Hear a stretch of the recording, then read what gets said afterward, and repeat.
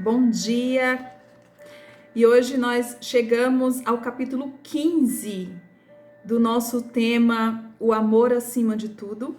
E nós vamos ver um pouquinho sobre o capítulo que diz Ele poderia ter desistido. Vamos pensar um pouquinho em um cenário diferente da história. E se de repente o céu se abrisse e aparecesse uma luz bem forte, e nessa luz Jesus viesse ao mundo, e como pano de fundo, vários anjos cantariam: glória, glória a Deus nas alturas, bendito seja o nome de Jesus, o Filho de Deus. Dessa forma, todos apreciariam e todos viriam a vinda de Jesus ao mundo. Mas, do jeito como as coisas aconteceram, dificilmente alguém notaria a vinda de Jesus ao mundo. Belém não teve uma parada, nem tampouco um banquete. Não foi decretado feriado. E então, como tema, nós temos que Jesus poderia ter desistido. Imagino a mudança que deve ter acontecido quando Jesus faz a distância da eternidade até nós, sem limites, para assim poder se tornar um de nós. E como seria se tornar carne? Evangelho de João, capítulo 1, versículo 14, nos diz que a palavra tornou-se carne, viveu entre nós e vimos a sua glória. O que João quis dizer com essas palavras? E vimos a sua glória. 3 relatos na história de Jesus. Primeiro, quando ele diz: fiquem calmos, quando seus discípulos enfrentavam aquela tempestade. Segundo, quando ele ressuscita Lázaro e ele diz: saia para fora, Lázaro.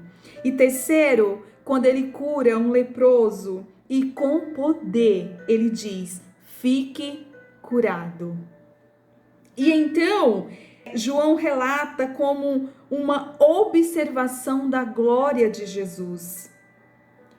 E muitas outras pessoas não puderam observar tão grande glória nessas maravilhas de Jesus. E eu destaquei também 2 relatos na história.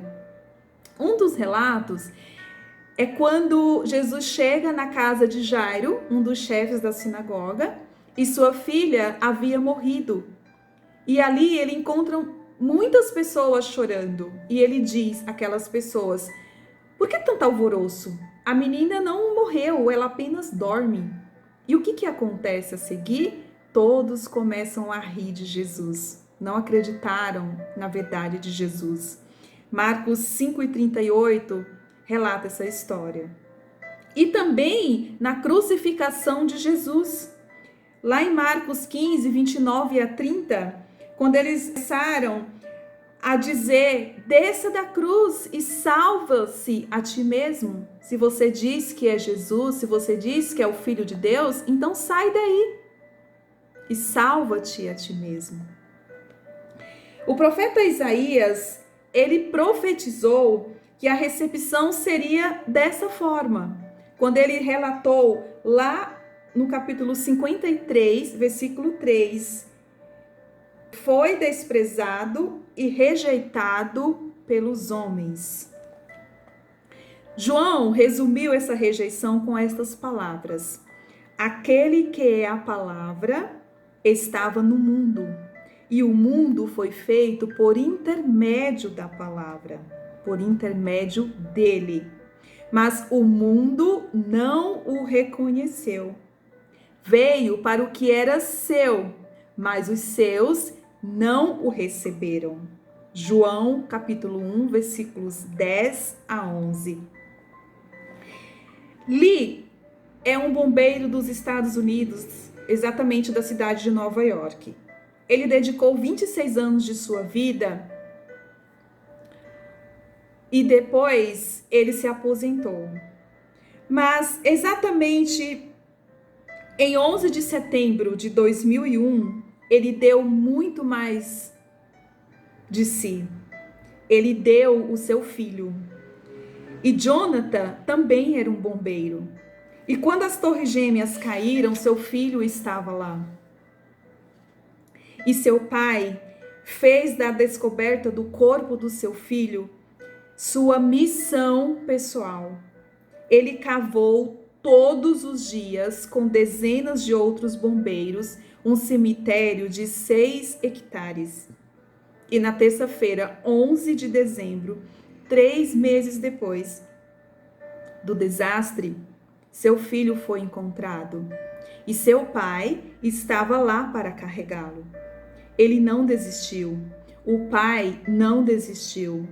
Ele recusou-se a dar as costas e sair. Por quê? Porque seu amor por seu filho era bem maior do que aquela dor da busca de encontrar seu filho embaixo daqueles escombros. E nós não podemos dizer o mesmo de Jesus Cristo? Por que ele não desistiu? Porque o amor por seus filhos, porque o amor de Jesus por nós era muito maior do que o sofrimento da jornada. Ele veio para nos tirar dos escombros. Nosso mundo estava em colapso e ele veio para nos resgatar, porque nós estávamos mortos e mortos em pecados. No livro de Colossenses, uma carta de Paulo à igreja de Colosso, capítulo 1, versículo 13 em diante, nós temos a seguinte afirmação: Ele nos tirou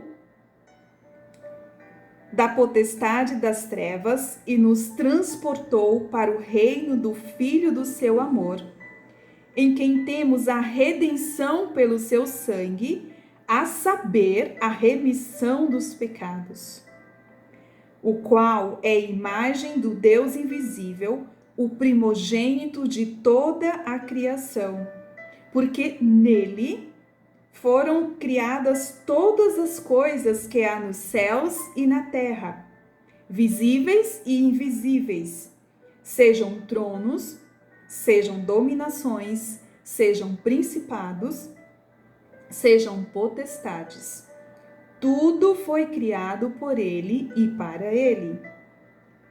E ele é antes de todas as coisas. Por isso, Jesus deu o passo final da encarnação.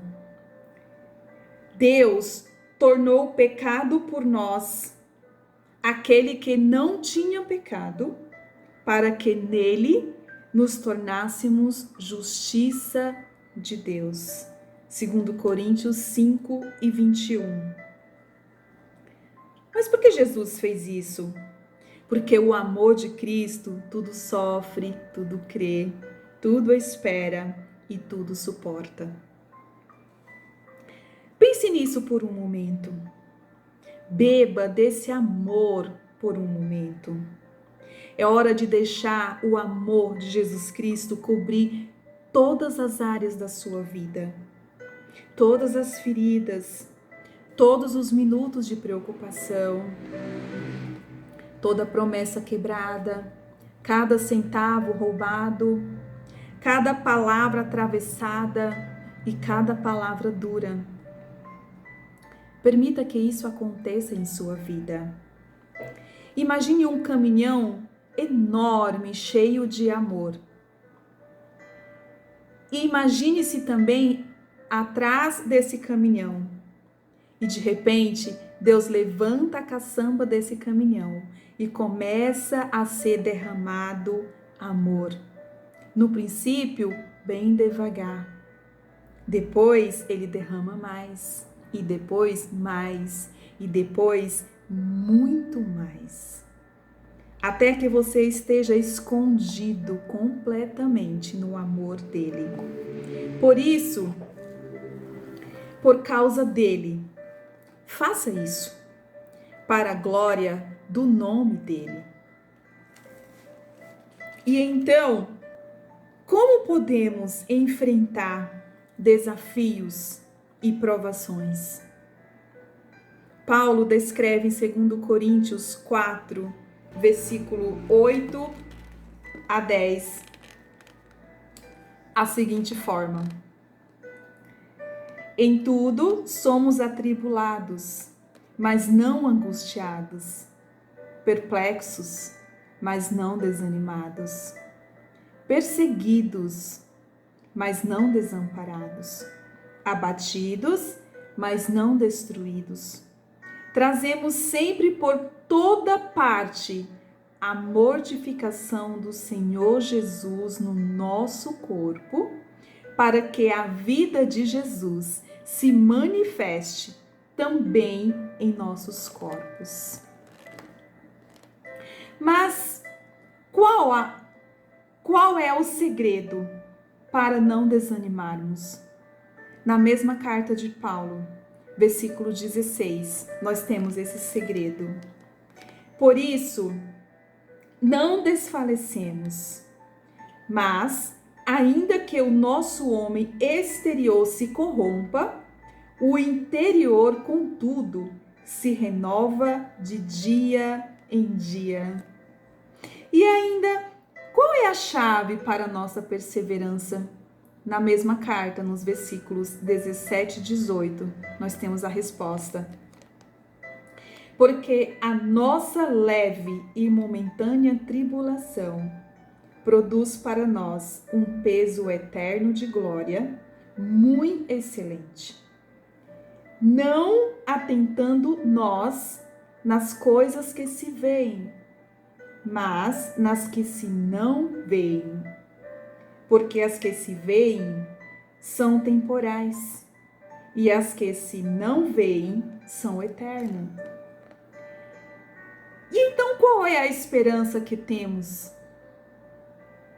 Na mesma carta, voltando um pouquinho no versículo 14, nós temos claramente essa esperança que nos diz assim: sabemos que o que ressuscitou o Senhor Jesus nos ressuscitará também por Jesus e nos apresentará convosco. E só o versículo 15 para complementar, que diz assim: porque tudo isso é por amor de vós, para que a graça multiplicada por meio de muitos torne abundante a ação de graça para a glória de Deus Pai. Amém? Glória a Deus.